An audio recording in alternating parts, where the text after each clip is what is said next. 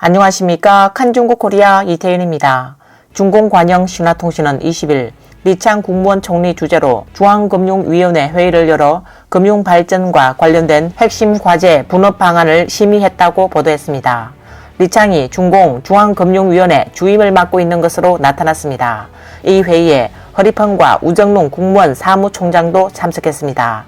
중국 전문가 왕허는 11월 20일 에포크타임스와의 인터뷰에서 리창의 실제 권력은 허리펑에 의해 가려질 것이다. 중앙재정위원회의 실질적인 의사결정 주체는 시진핑이다. 허리펑은 리창의 부하지만 사무국장으로서 특정 사항은 리펑이 직접 처리한다.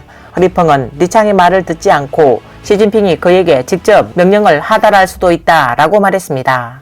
왕허는 중공 지도자가 당정을 통합하고 당이 경제를 관리한다며 국무원의 많은 권한을 빼앗았다고 믿고 있다.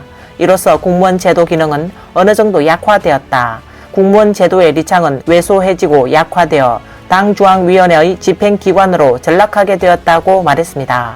재미 중국 베테랑 언론인 차이셴쿠는 11월 20일 해외 소셜미디어 플랫폼 X에 올린 글에서 당국이 리창에게 중앙금융위원회의 주임을 겸임하도록 한 것은 리창에 대한 신뢰와 권한인 셈이며 그가 금융을 이해하는 것이 중요한 것이 아니라 정치를 이해하는 것이 중요하다. 리창은 분명히 정치의 달인이다. 지난해 상하이에서 도시를 폐쇄한 것만으로도 시진핑식 정치에 대한 이해가 매우 깊고 절대 복종만이 정치 생명을 연장하는 유일한 방법이라고 생각하는 것을 충분히 보여주었다고 말했습니다. 차이셴쿠는 올해 취임 초 리창이 국무원은 무엇보다도 정치기관이며 반드시 정치에 명확한 입장을 가져야 한다고 공개적으로 밝혔다. 역대 총리 중 누구도 이런 말을 하거나 이런 태도를 표명한 적이 없는데 이는 리창의 발명이자 창작이며 국무원의 성격을 바꿔놓았다 라고 말했습니다. 차이셴쿠는 소위 정치를 말한다는 것을 좀 더 명확하게 말하면 시진핑의 명령을 따르고 시진핑의 정치적 권위를 유지하는 것을 국무원의 최우선 과제로 삼는 것을 의미한다. 이제 리창은 국무원을 시진핑의 행정기관으로 축소해 총리의 지위가 크게 약화됐다고 말했습니다. 하지만 일부 네티즌은 이는 리창을 신뢰하지 않는 것이다. 시진핑이 결정하지만 리창에게 책임을 지게 하는 것이다. 금융 문제는 언제든지 폭발할 수 있는 지뢰이기 때문에 누군가 그것을 책임질 사람이 필요하다.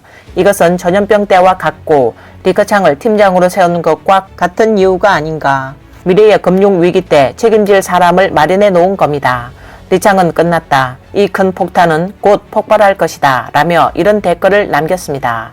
중국계 미국인 경제학자 리헝칭은 에포크타임스와의 인터뷰에서 금융은 매우 복잡한 시스템으로 수많은 전문가가 관리해야 한다. 하지만 당은 모든 것을 주도하는 정당이며 문외한이 전문가를 이끌고 정치화된 것으로 관리해야 한다고 말했습니다. 중국 정치평론가 천폭홍은 앞서 엘리트 포럼 프로그램에서 중앙재정위원회는 행정 시스템이 아니라 당 시스템이라고 밝힌 바 있다. 이는 리창에게 마지막 실권을 박탈한 것이며 금융자산의 통제권조차 줄 수 없다는 것이다 라고 지적했습니다. 중공 제20차 전국대표대회 이후 상무위원 중 5위인 차이치는 여러 직책을 겸직하면서 실권에서 리창을 압도했다. 최근에는 차이치와 리창의 불화 소식이 끊임없이 들려오고 있다. 올해 여러 차례 중요한 자리에서 리창의 권력이 크게 약화되었음을 보여주었다 라고 말했습니다.